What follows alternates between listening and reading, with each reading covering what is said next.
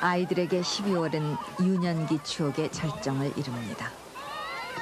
아이 부모들이 일찌감치 외면했던 썰매를 좋게 한 놈으로 눈썰매를 마음껏 지치게도 하고 백화점 진열대에서 한 해의 소망을 품기도 합니다. 그 가운데서도 먹거리에 대한 포만감은 아이들 생애에 있어 다른 때를 갖지 못할 정도죠. 피자, 햄버거, 돈가스. 이미 김치를 가장 싫어하는 음식으로 꼽은 저 아이들에게 피자 따위가 밥 대신 주식의 자리를 잡은 지는 그리 오래지 않습니다.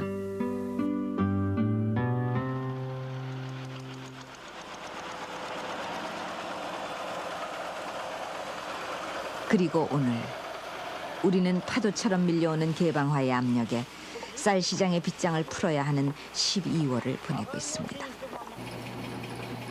쌀, 우리의 심장과도 같다던 쌀. 굶어도 씨나락은 차고 죽는다며 춘궁이니 보릿고개니 피고개니 하는 가슴 아픈 원력을 보내면서 하늘이 허락하는 만큼만 심고 거둔다던 쌀 농사에 온 생애를 바쳤던 우리 부모들의 기록 없는 영농 일기 속에는 닷새장 장터에 뒷쌀 사러 가면서도 쌀 팔러 간다 하고 얘기해야 했던 쉬 알아들을 수 없는 슬픈 내력이 있습니다. 그리고 보릿고개.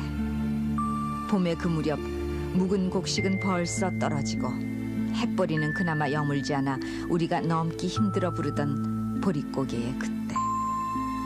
그래서 대감문 앞이나 살인마다 빈 깡통을 들고 서서 밥 좀 달라고 외쳐대던 우리들의 애처롭던 변성기. 그리고 그 어느 무렵 성적이나 유행기와 함께 악수하는 표지가 붙은 구호미를 따라 줄을 서야 했던 우리들 남누가 더 갈 데 없던 행렬. 우리가 그 속에서 살아왔습니다. 그러나 많은 것을 잊고 사는 우리는 또 잊을 겁니다.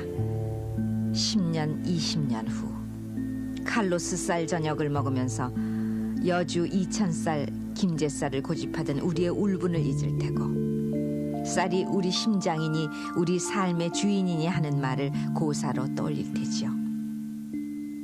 쌀에 관하여 쌀이 우리 삶의 주인이던 그때를 아십니까?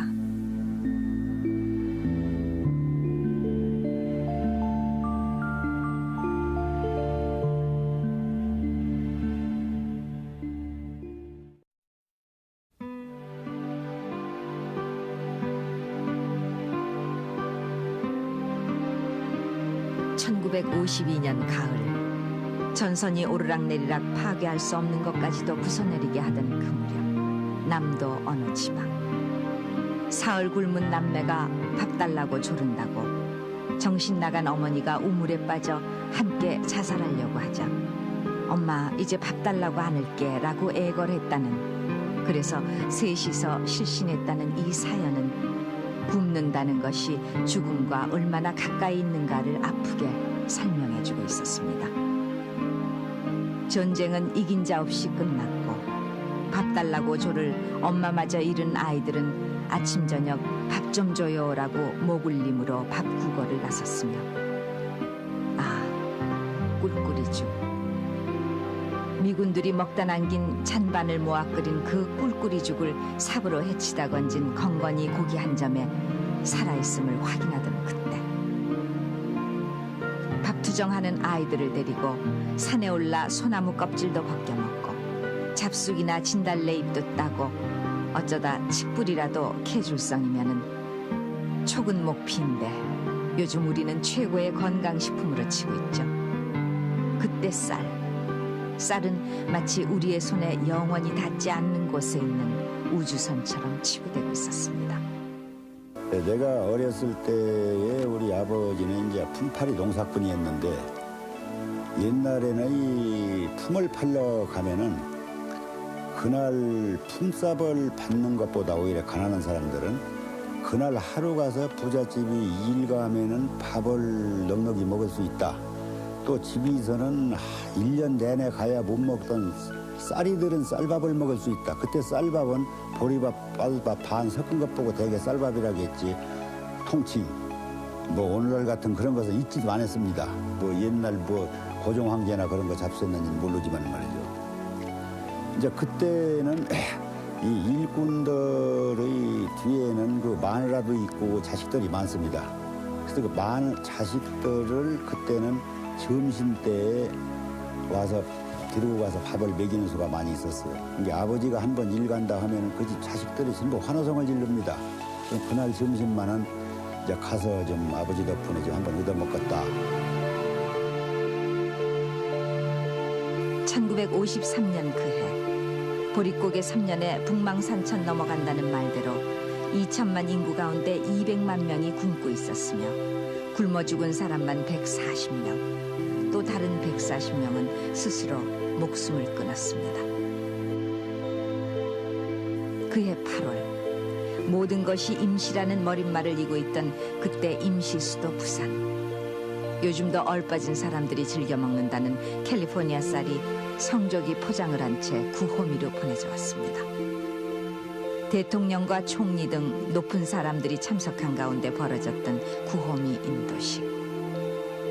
쌀은 을의 가마니에 담는 것이라고 여겼던 우리에게 처음 선을 뵌 포대쌀은 그 자체로 부자나라 미국의 위용이었고 그 위에 캘리포니아 라이스란 또렷한 글씨가 우리에게 알 수 없는 남루를 입혔더랬습니다. 그리고 우리는 그 구호미 배급소 앞에 끝도 없는 행렬을 지었으며 그 구호미 앞에서는 친척이나 친구조차 성가시다는 생각도 떠올렸습니다. 그날 우리는 몇 해 만인가 말 그대로 한 식구가 돼 밥상을 받습니다. 커다란 양푼에 고봉으로 밥을 담아 밥 한 술 수저로 뜨고 간장 한 번 찍고 또 한 술 뜨고 된장 한 번 묻히고 말 건넬 겨를 없이 밥그릇을 비웠습니다. 가장이랍시고 아버지는 독상을 받았지만 그 역시 젓가락은 필요 없었습니다.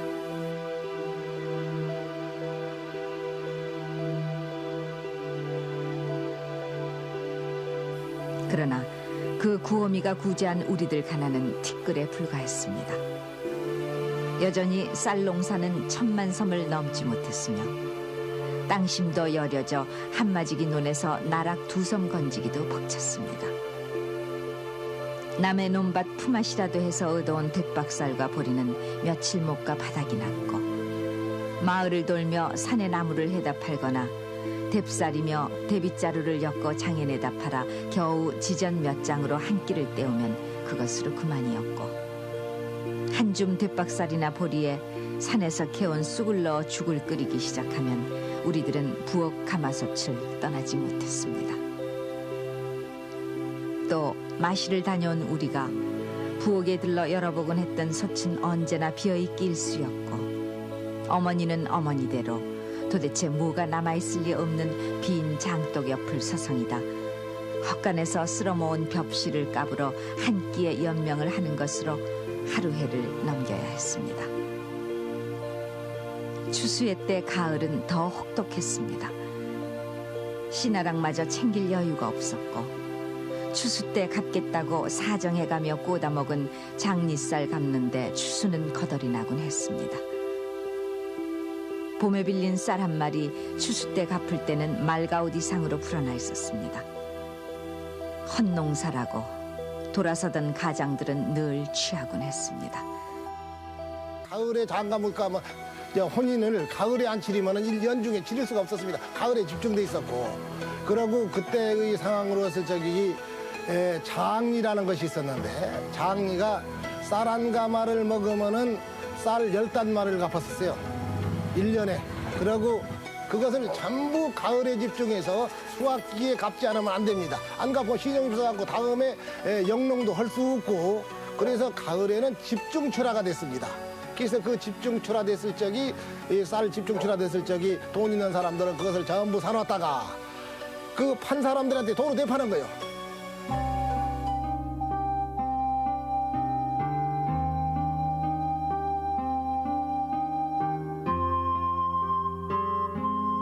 그 피폐했던 삶에 실속 없던 위안은 장날이었습니다. 그 장날, 우리들의 가장 큰 바램은 쌀이었습니다. 밤을 새워 쌀을 살 수 있는 것들을 마련해야 했죠. 잡곡 몇 대, 남새 몇 구러미를 꾸려 새벽길을 걸어 장터에 닿으면 이미 신장로까지 넘쳐난 난장이 펼쳐져 있었습니다. 죽음과도 같았던 굶주림의 경험은 곡기를 위해서는 곡식 아닌 모든 것을 내다 팔게 했고, 그런가 하면 아까운 쌀 두어 대 내다 팔고 다른 것들을 사들이려는 장판을 벌이게 했습니다. 우리 어머니들은 그때부터 쌀을 사러 가면서 쌀을 팔러 간다라고 말하기 시작했습니다. 쌀을 사기 위해 모든 것을 팔러 간다라는 온전한 말에서 사기 위해서와 모든 것이 생략된 슬픈 사연을 지니게 된 것이죠. 어머니들은 그 장터에서 오래 잊었던 친정언저리 사람들을 만나곤 했습니다.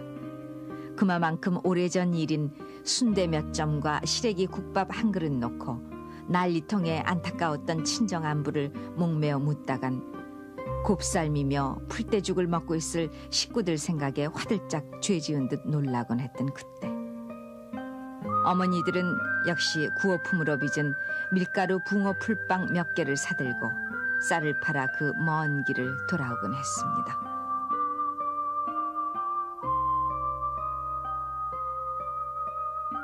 미국이 주던 구호 양곡은 1955년 잉여 농산물이라는 이름으로 1970년대 초까지 우리들을 지금의 소말리아나 쿠르드족 같은 난민 취급을 했었습니다. 남아돈다는 이름의 잉여 농산물, 미공법 480호라고도 했고 PL 480이라고도 불리우던 그 잉여 농산물 쌀 가운데는 우리가 알람미라고 부르던 찰기가 전혀 없어 젓가락으로는 집을 수 없어 풀풀 날리곤 하던 긴 모양을 한 캘리포니아 쌀도 있었는데 베트남 쌀 모양과 같다 해서 알람미로 불렀습니다.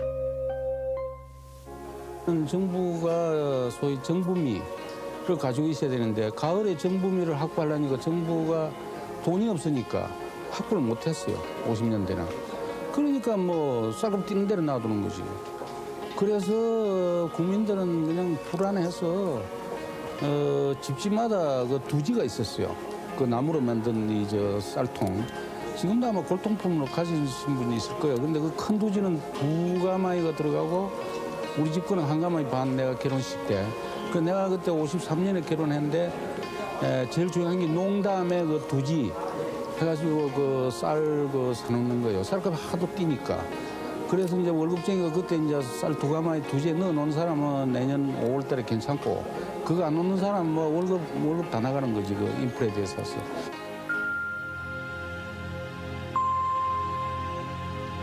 미국 쌀에 대한 의존도는 해마다 높아갔고 미국 쌀 수입 부피에 따라 쌀값이 오르고 내리고 하더니 끝내 이른바 잉여 농산물 쌀이 넘치게 들어온 58년에는 쌀값이 폭락해 헛농사 소리가 농민들의 푸념으로 이 입 저 입 터져나왔습니다. 급기야 그 이듬해 쌀이 수출됩니다. 유구 오키나와로의 쌀 수출. 한편으로는 수입하고 다른 한쪽으로는 수출하고 그 허망한 역사상 최초라는 쌀 수출이 기록됩니다. 농업국으로 이름난 우리나라의 쌀이 오키나와에 있는 유구로 수출되었습니다. 품질이 좋아 해외 시장에서 큰 인기를 차지하고 있는 우리나라 쌀은 또한 우리나라 수출 자원의 제1위를 차지하고 있어 웨파 팩트에 가장 큰 역할을 하고 있습니다.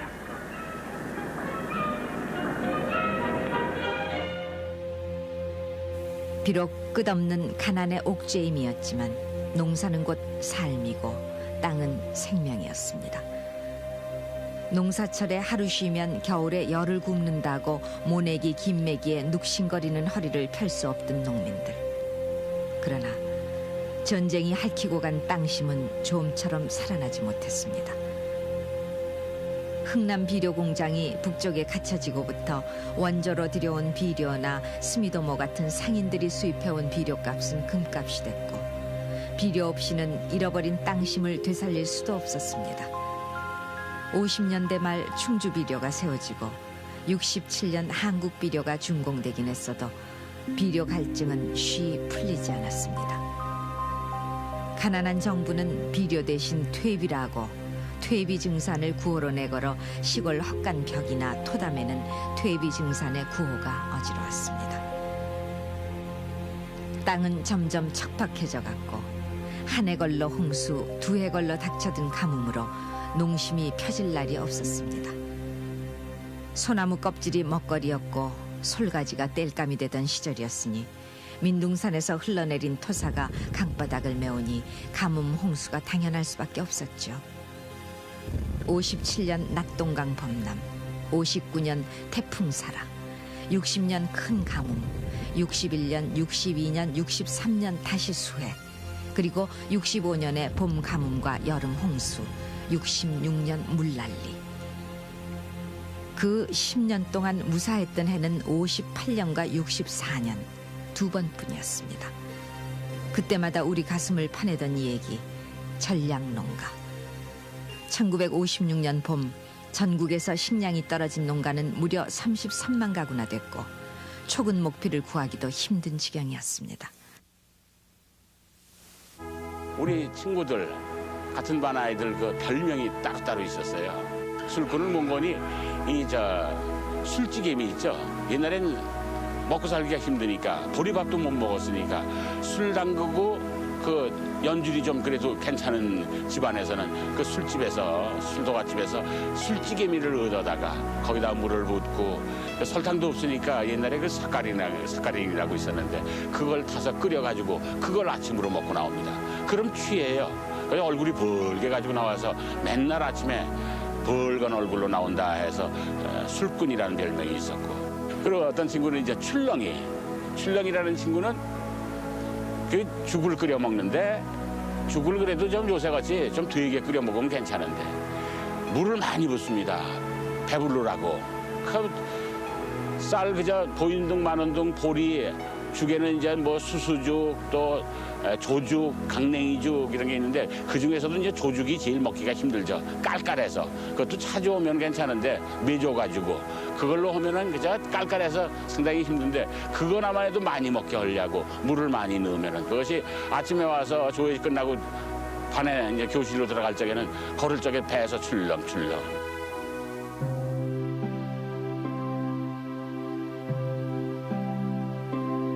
권농인.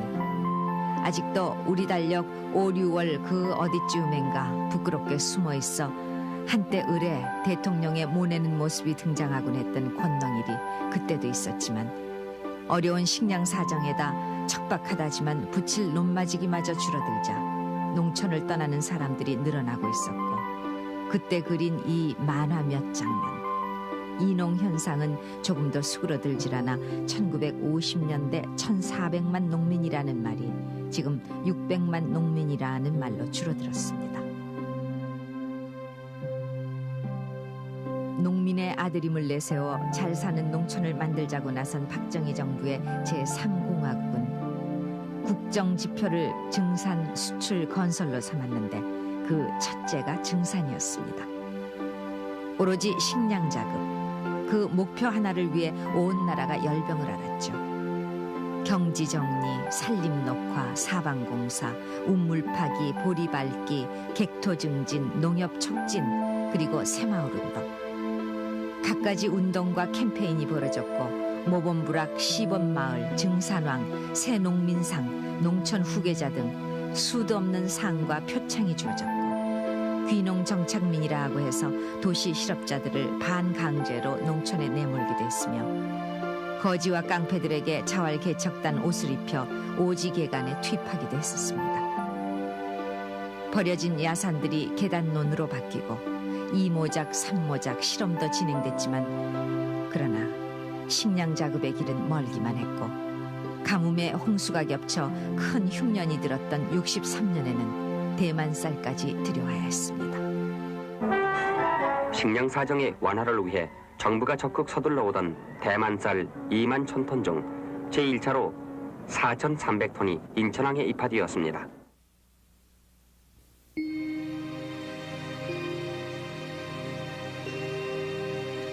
빈터에 곡식 심기. 북쪽의 화장실 안 가기 운동만큼이나 낯선 이 구호. 힐을 신고 넥타이맨 공무원들이 중앙청 앞뜰에 콩을 심고 있습니다. 그런가 하면 농촌에서는 리어카가 선진 농기구라며 62년에 크게 권장됐고 63년 탈탈이 경운기가 모습을 드러냈으며 67년 농민올림픽의 경기 종목은 가마니 짜기와 새끼꼬기 그리고 소쟁기질이 고작이었으며 62년에 국제박람회에는 발로 젓는 양수기가 출품되기도 했죠. 증사는 뜻만큼 이루어지지 않았고 소비를 줄일 수밖에 없었습니다. 절미운동. 평생 해픈 씀씀이를 악으로 여기며 살아온 어머니들에게 한 끼 한 수저의 쌀을 덜어내는 일은 그리 어려운 일이 아니었습니다. 굶기를 밥 먹듯 하던 때도 있었다며 혹은 수수떡 개떡 하나로 너희 네 형제가 하루를 때웠단다 하며 통큰 마님 흉내를 내보이던 어머니들. 그렇게 모인 쌀은 수재민이며 결씨가동 또 전량농가며 영세민들에게 전달됐습니다. 보리 혼식과 분식 장려도 거국적으로 펼쳐졌고 농림부 직원들이 솔선해서 우유와 빵을 점심 삼았고 때 아닌 빵 만드는 강습회가 여기저기서 열렸습니다.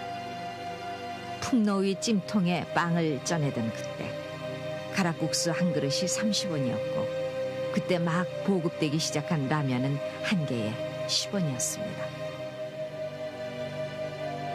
분식과 혼식, 절미와 증산 60년대 쏟아부었던 그 정성과 노력 쌀은 우리 삶의 주인이었고 나라의 이정이었습니다. 그리고 70년대 우리는 쌀 증산의 계기와 결실을 거둡니다.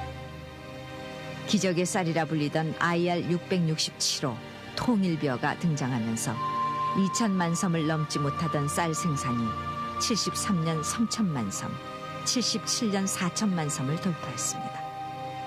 그리고 1984년 우리는 쌀 작업을 이뤄냈습니다. 83년으로 쌀 수입의 역사가 끝이 났음을 기록하게 됐죠. 쌀임자라는 것이 8자가 됐거든요. 우리가 8자, 10자, 밑이가 또 8자가 쌀임자 아니요? 그러면 쌀을 생산하려면 처음이 신락, 단거, 모짜리요, 갖고 그 수확까지 8번을 들여야 그 쌀이 생산된다 해서 그 쌀임자가 쌀임자가 된 것이거든요. 그만큼 우리 농민들이 힘을 기울여가지고서 쌀을 생산하고 자기 생명과 똑같이 생겨가지고 쌀이라고 하는 거죠. 자기 생명과.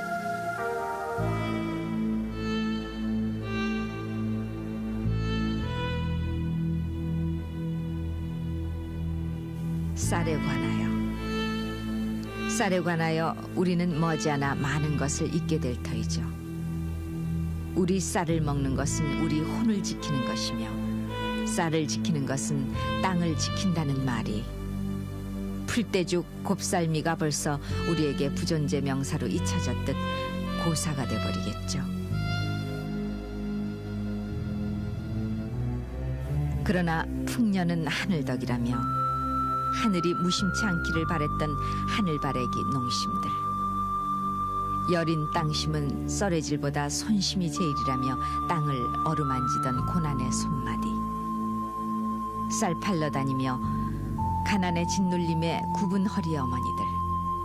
그리고 떠나는 젊은 농사꾼을 붙들지 못하고 돌아서는 늙은 농부의 가슴엔 쌀에 관하여 이 밤 곡간시 나락의 작은 소리, 그 지나온 한이 강물되어 흐릅니다. 그때를 아십니까?